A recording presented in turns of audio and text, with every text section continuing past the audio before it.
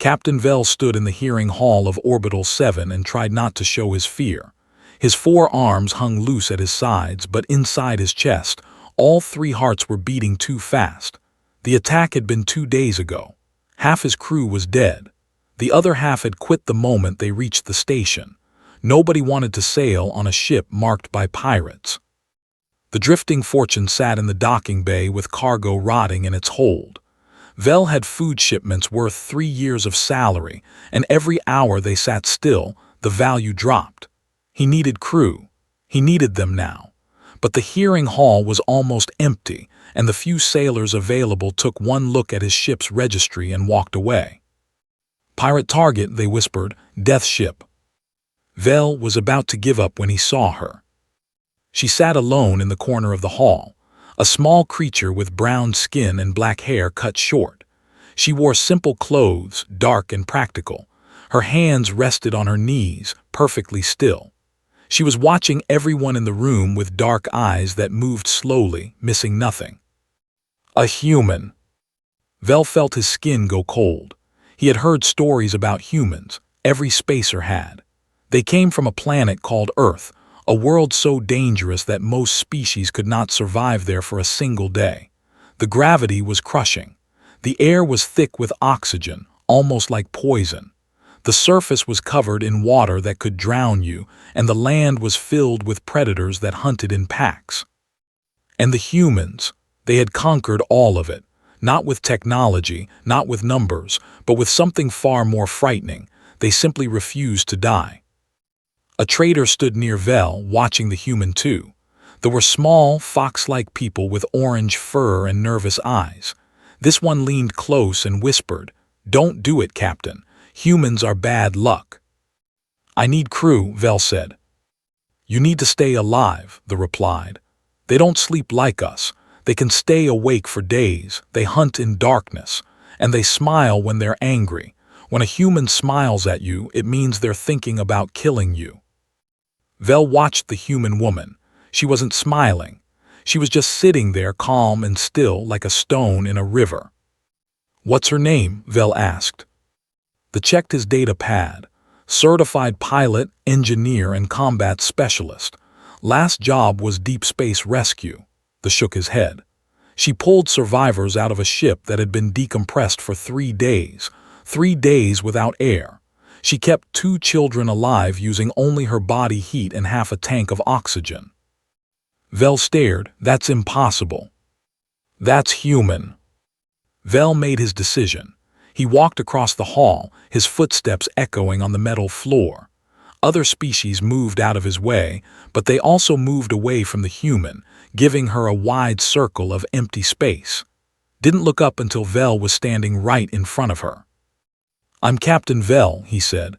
"I need crew for my cargo ship. The work is dangerous. We were attacked by pirates 2 days ago. They might come back." Looked at him with those dark, still eyes. "How many did you lose?" 6 out of 12. She nodded slowly. "How much does it pay?" Vell named a number. It was fair, maybe even generous. Thought about it for exactly 2 seconds, then stood up. She was short, barely reaching Vell's chest. He had expected humans to be bigger, more threatening. But there was something in the way she moved that made his skin prickle. It was too smooth, too controlled. Like watching a predator pretend to be harmless. "I'll take the job," she said. They walked together to the drifting Fortune. The remaining crew watched as came aboard. There was a young who worked as the ship's engineer. There was Pilot, a tall insect-like with compound eyes. And there was a heavyset who handled the cargo. They all stared at like she was a bomb that might explode. Human grunted. "Never worked with one before." "First time for everything," replied. Her voice was calm, almost soft. The first night in space was quiet. Vell couldn't sleep. He kept thinking about the pirates, about the blood on his deck, about the friends he had lost. Around the 3rd hour of the night cycle, an alarm went off. A small one, just a warning light on the bridge. Hull leak. Sector 7. Vell ran to the location and found already there. The leak was in a pipe joint, and the metal around it was still hot from the engine's heat. Hot enough to burn skin in seconds. hot enough to cause serious damage to a. Didn't hesitate. She grabbed the sealant foam with her bare hands and pressed it against the leak. The metal hissed against her skin. Vel smelled something burning, but didn't scream. She didn't flinch. She just held the foam in place until it hardened, then stepped back and looked at her hands. Her palms were red and blistered. She flexed her fingers slowly, testing them. "It will heal," she said simply. Vel stared at her. You burned yourself on purpose." Shrugged, the ship needed fixing. Pain is temporary. A hull breach in deep space is permanent. She looked at him with those calm, dark eyes. "You should go back to sleep, Captain. I'll watch the ship tonight." Vel walked away slowly. Behind him he could hear humming a quiet song. It was a strange melody, something from Earth, he guessed, beautiful and sad at the same time. He realized something as he returned to his quarters. The traitor had been right about one thing, was terrifying, but not because she was violent or cruel. She was terrifying because she felt pain just like everyone else. She just didn't let it stop her. And somewhere out in the darkness, the pirates were still hunting. The distress signal came through just before dawn, a ship in trouble calling for help. The signal was fake. Vel knew it instantly. The pirates had found them again. The pirate ship came out of the darkness like a monster from old stories. It was called the Blackened Fang, and its hull was painted with the marks of 100 kills. Skulls of different species, burned flags of merchant guilds.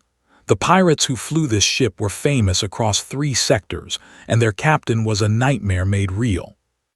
His name was Skull. He was 8 feet tall and built like a walking mountain. His skin was gray and thick like armor. His eyes were small and cruel. He had killed more people than most soldiers, and he enjoyed every single death. Vel watched on the screen as the Blackened Fang pulled alongside his ship. There was no point in running. The pirate vessel was faster, bigger, and armed with enough weapons to turn the drifting Fortune into dust. "All crew to the main hold," Vel ordered. His voice was steady, but his 4 hands were shaking. "No weapons, we surrender." The crew gathered in the cargo bay. The young engineer was trembling so hard his fur stood on end. Pilot clicked her mandibles nervously. The cargo handler stood with his fists clenched, but even he knew fighting was suicide. And then there was. She stood slightly apart from the others, her hands loose at her sides. She wasn't trembling. She wasn't nervous. She was just watching the airlock door with those calm, dark eyes. "You should hide," whispered to her. "Pirates sell humans for high prices. Your kind is rare." Didn't answer. She just kept watching the door. The airlock opened with a hiss of pressure. Skull walked in first, ducking his massive head under the door frame. Behind him came 12 pirates of different species, all carrying weapons, all grinning with the confidence of predators who knew their prey was helpless. Skull looked around the cargo hold. His small eyes stopped on each crew member, measuring them, pricing them. When his gaze reached, he paused. "A human," he said. His voice was deep and rough, like stones grinding together. "I've never sold one before. How much do they cost?" "More than your whole ship," one of his crew answered, laughing. Skull walked closer too. He was so big that she barely reached his chest. He looked down at her like a giant looking at an insect. "Small," he said, "weak. I don't understand why everyone is so scared of your kind." Looked up at him, and then she smiled. It wasn't a friendly smile.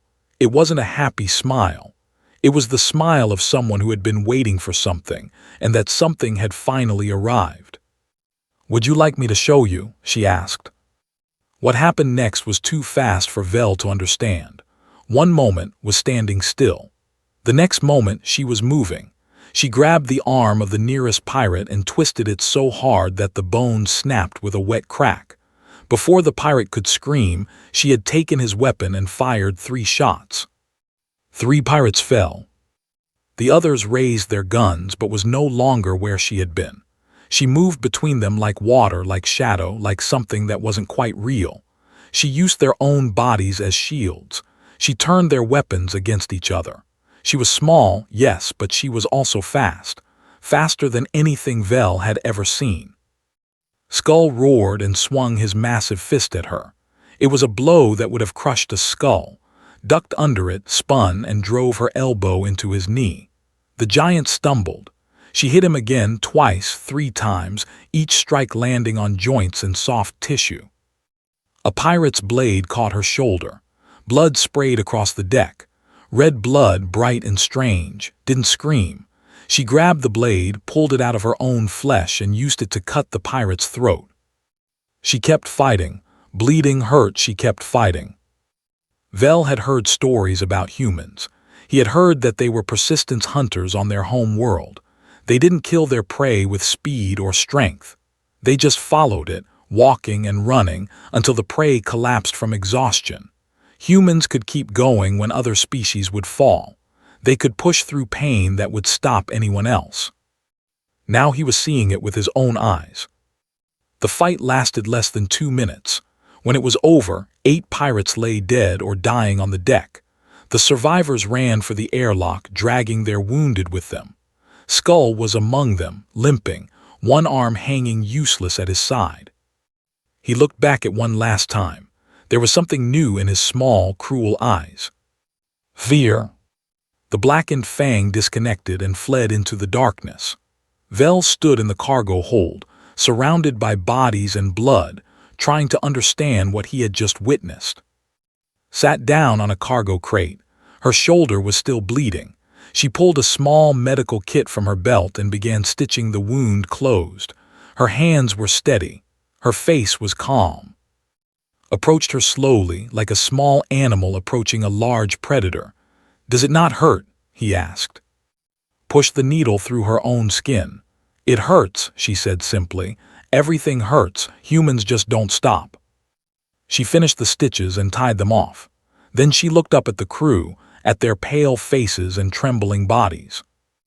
"I'm sorry you had to see that," she said. Her voice was soft again, almost gentle. "But they would have sold you.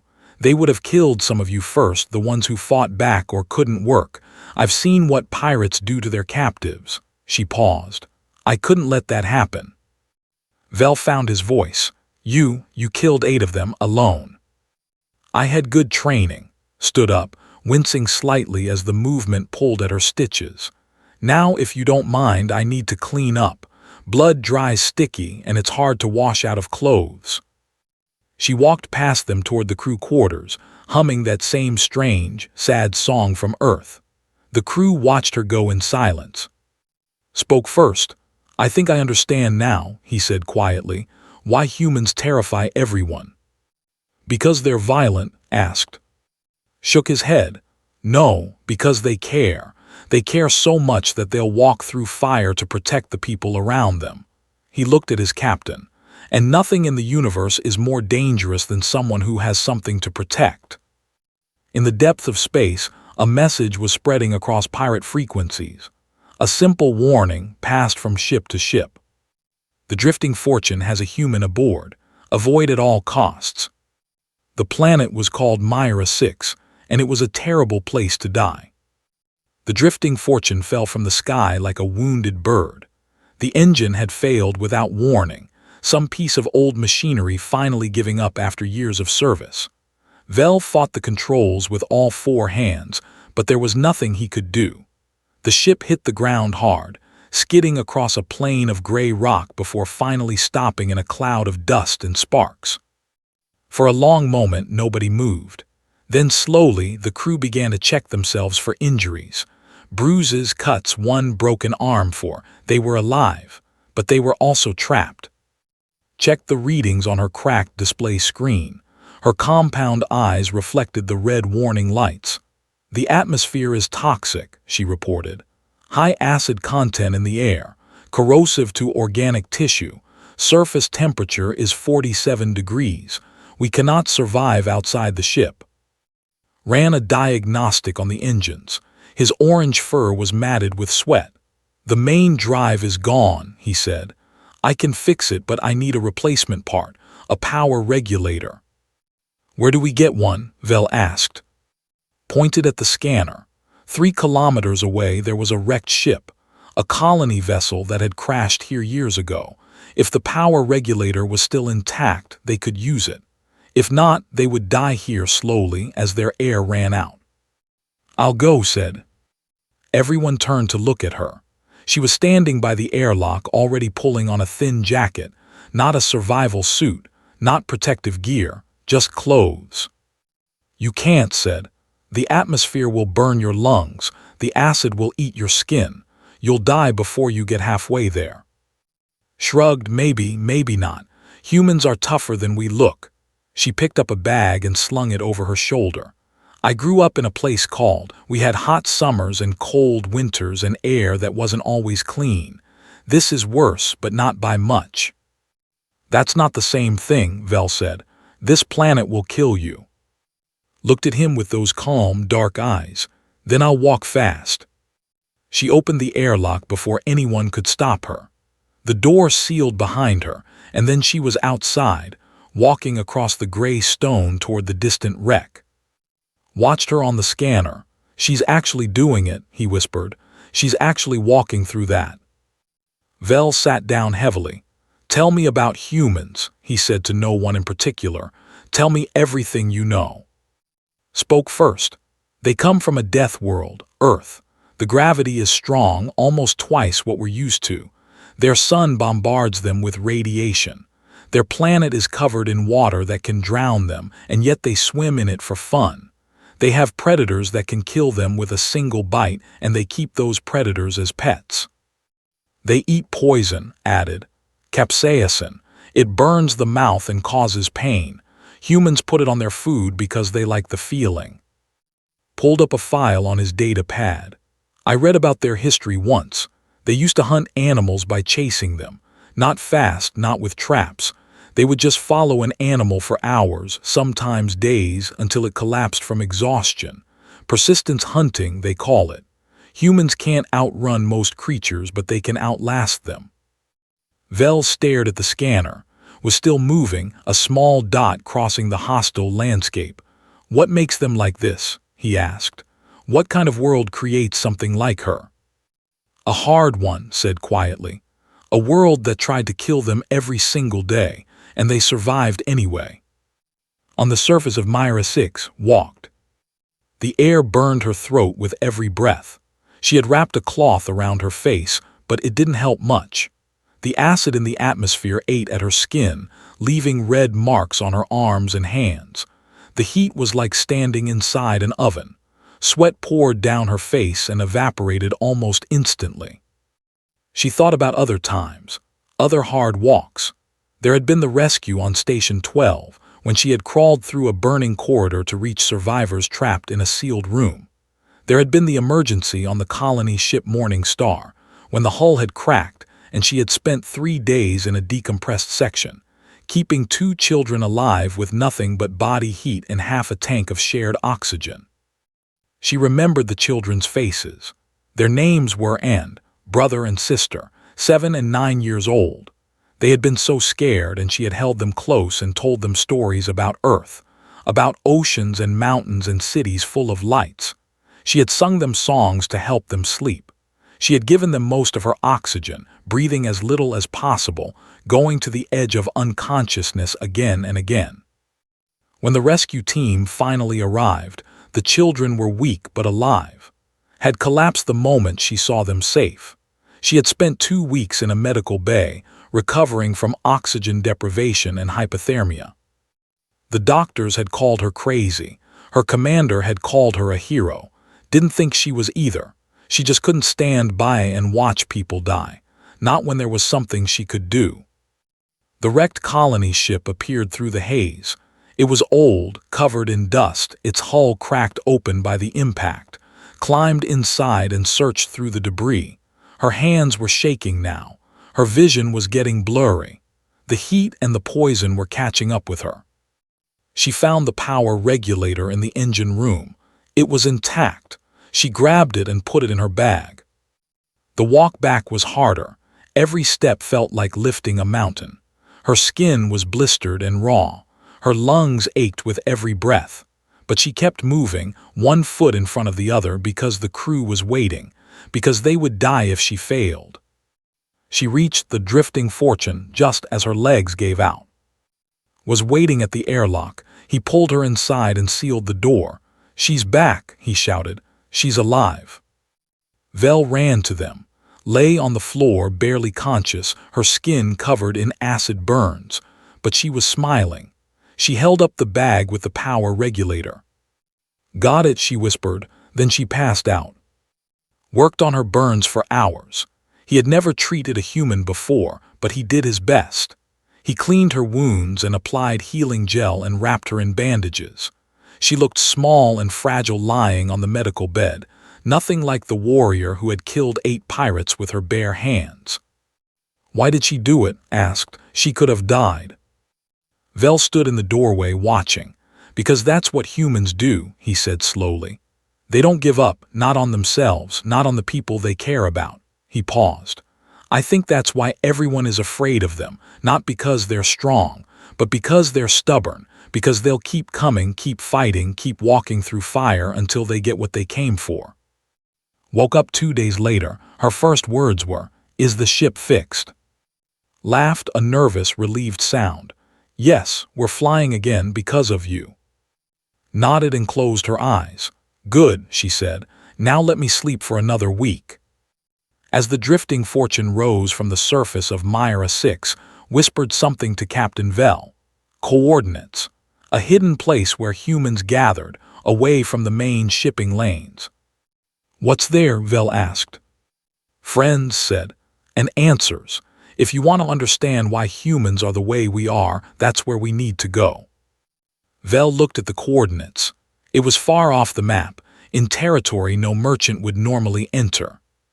But he set the course anyway. He was starting to understand that following a human was never safe, but it was always interesting. Station did not exist on any official map. It floated in the darkness between 2 dead stars, a collection of old ships and cargo containers welded together into something that looked like it should fall apart but somehow didn't.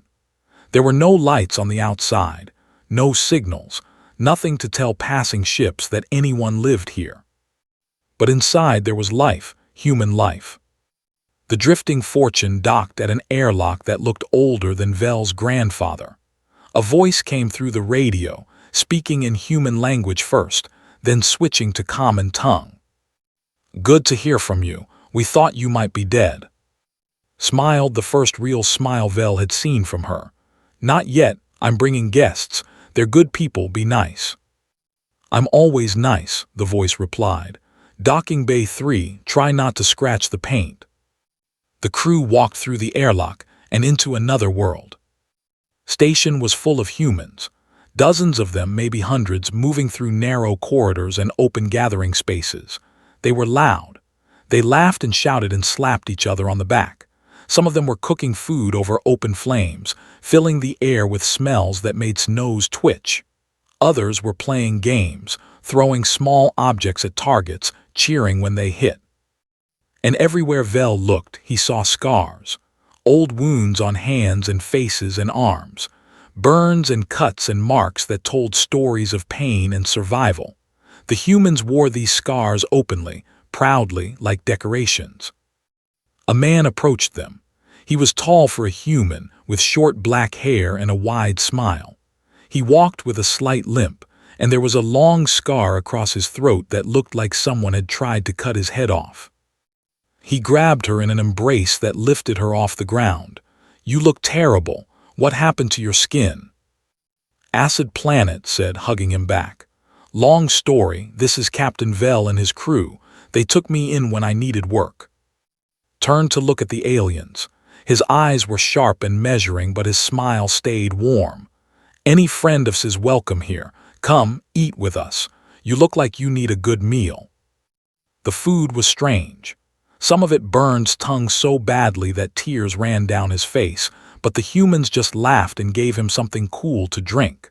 Other dishes were surprisingly good, flavors that Vel had never experienced before.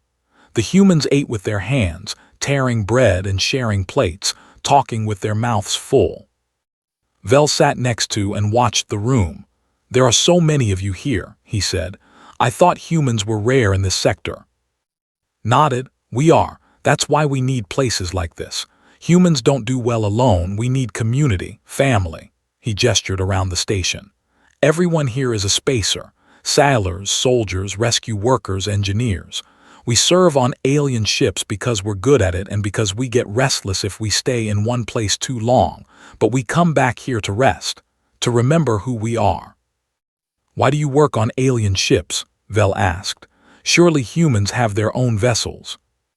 Was quiet for a moment. "We do, but Earth is peaceful now, safe. We built a world where nothing is trying to kill us anymore." He smiled, but it was a sad smile. "The problem is we're still the same creatures who survived the death world. We still have the instincts of hunters and fighters. We still need danger, need challenge, need something to struggle against." He looked at who was showing how to eat something called kimchi without crying.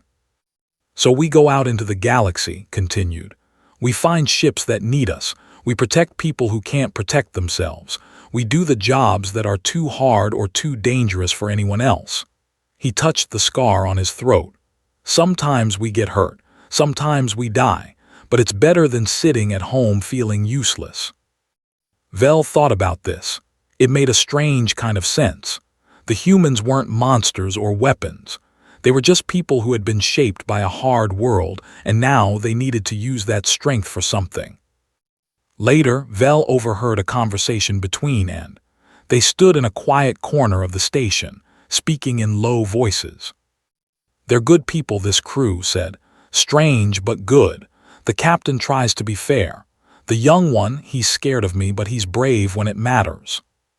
Nodded. "Then protect them. That's what we do." "I will," paused. "What's the news on the Blackened Fang?" His face went dark. "We've been tracking them for months. They hit another convoy last week. Killed 30, took 50 more as slaves." He pulled out a data pad and showed her something. "We know where their base is. A moon called, heavily defended." "How many ships do we have?" 23, if we call everyone in. Mix of human vessels and allies who want the pirates gone." Looked at the data pad for a long time. "That's not enough. They outnumber us 3-1. "I know," smiled, but there was no humor in it. "But we're going anyway. Those people in the slave pens, they don't have time for us to gather a bigger fleet. Every day we wait, more of them die." Closed her eyes. "When do we leave?" "Tomorrow, if you're coming." Vel stepped out of the shadows. He hadn't meant to eavesdrop, but he couldn't walk away from what he had heard. "I'm coming too," he said, and turned to look at him. The human expressions were hard to read, but Vel thought he saw surprise. "Captain said, 'This isn't your fight, you're a merchant, you have cargo to deliver.'" "The cargo can wait." Vel straightened, all four arms crossed over his chest. "Those pirates attacked my ship. They killed my crew, and now I learn they're keeping slaves, people in cages waiting to be sold like animals." He shook his head. "I've been running my whole life, running from danger, running from hard choices. But you showed me something. You showed me that sometimes you have to stop running and fight." Studied him for a long moment. Then he smiled, a real smile this time. "You understand," he said. "That's good. Most aliens never do." "Understand what?" "Why we do this." Put a hand on Vel's shoulder. "Humans aren't brave because we don't feel fear. We're brave because we feel fear and we act anyway. We fight because there are things worth fighting for, people worth protecting." He looked at. "She taught you that?" Shrugged, but there was warmth in her eyes. "He taught himself. I just showed him what was possible." By the next morning, 23 ships had gathered at station. Human vessels mixed with alien allies, each captain ready to risk everything to end the Blackened Fang. Vel looked at the fleet on his display screen and felt something he hadn't felt in a long time.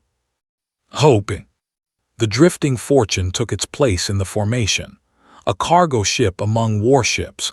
It should have been ridiculous, but had spent the night installing weapons from the station's armory and had volunteered to man the guns.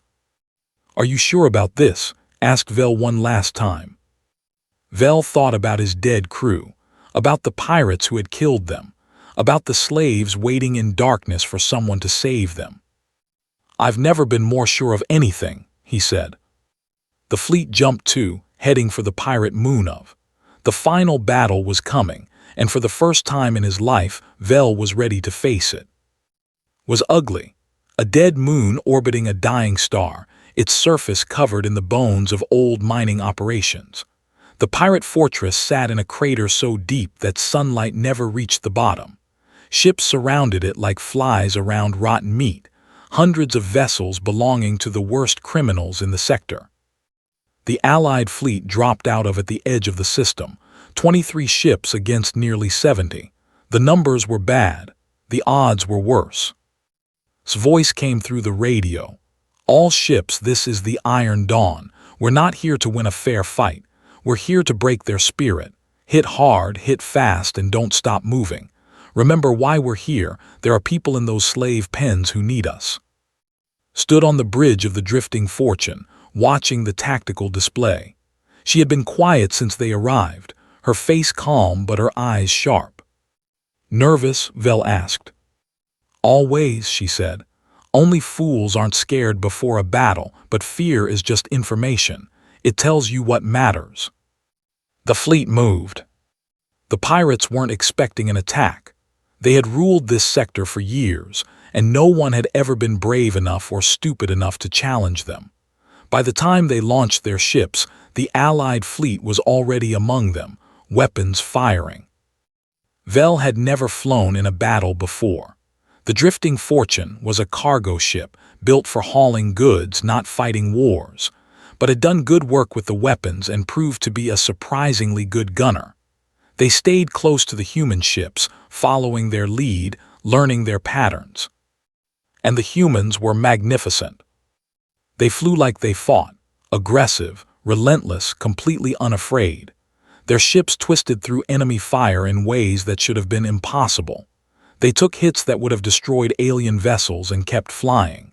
One human ship, its engines damaged and half its hull on fire, rammed directly into a pirate cruiser, and the crew ejected just before impact, still shooting as they fell. "They're insane," said, watching on the display. "Completely insane." "No," said softly, "they're inspired." The battle raged for an hour. The pirates outnumbered the Allies, but they had never fought humans before. They didn't understand what they were facing. Every time they thought they had the advantage, the humans did something unexpected, something crazy, something that worked. The Allied fleet pushed toward the fortress itself. The slave pens were inside, deep in the heart of the crater. That was the target. That was why they were here. "Landing teams, prepare for deployment," ordered. "We're going in." The drifting Fortune set down on a landing platform near the fortress entrance, grabbed a weapon and headed for the airlock, followed her. "What are you doing?" Vel asked the young. His orange fur was standing on end and his eyes were wide with fear, but his voice was steady. "I'm going with her. She taught me that courage isn't about not being scared. It's about being scared and acting anyway." Looked at him. For a moment something soft passed across her face. Pride, maybe, or gratitude. "Stay behind me," she said. "Do exactly what I tell you, and if I fall you run, understand?" Nodded. They went in. The inside of the fortress was chaos. Pirates ran through the corridors, some fighting, some fleeing. Bodies lay everywhere, mixed species, mixed loyalties. The humans moved through it all like ghosts, clearing rooms, pushing deeper. Led the way, she was different here in battle, not calm anymore but focused. Every movement was precise, every shot was aimed. She didn't waste energy on rage or fear. She just did what needed to be done. They reached the slave pens after 20 minutes of fighting. Heavy doors blocked the way, sealed with codes that would take hours to crack. Looked at the doors, then she looked at. "Can you open it?" "Examine the lock. Maybe give me time." "You have 2 minutes." She turned and faced the corridor. Pirates were coming. She could hear them shouting, their boots pounding on the metal floor. Dozens of them, maybe more, converging on this position. Planted her feet and raised her weapon. Work faster. The pirates came around the corner, opened fire. She held them for 90 seconds. 90 seconds of continuous fighting, of dodging and shooting and taking hits that would have killed someone else. Her arm was bleeding. Her side was bleeding. But she didn't stop. "Got it," shouted. The doors opened. Behind them were the slaves, hundreds of them, thin and scared, blinking in the sudden light. "Go," yelled. "Everyone out, follow the humans to the ships." The slaves ran. Allied soldiers appeared to guide them, to protect them, helped a child who had fallen, carrying her in his arms. And then he came. Skull, the pirate captain. He pushed through his own men, shoving them aside, his small eyes fixed on. He was limping from their last fight, one arm still useless, but he was burning with rage. "You," he growled, "you cost me everything, my ship, my crew, my reputation." He drew a massive blade, longer than was tall. "This time I'll kill you slowly." Faced him, she was exhausted, hurt, running on nothing but willpower. But she smiled that same smile she had shown him before, the one that meant she was ready to kill or die. "Then come get me," she said. They fought. Skull was bigger, stronger, and his blade had reach. Every swing could have cut in half. But she was faster, smarter, and she had something he didn't, the inability to give up. He hit her. Again and again, blows that cracked her ribs and cut her skin. She fell twice, 3 times, each time climbing back to her feet. "Stay down," Skull roared.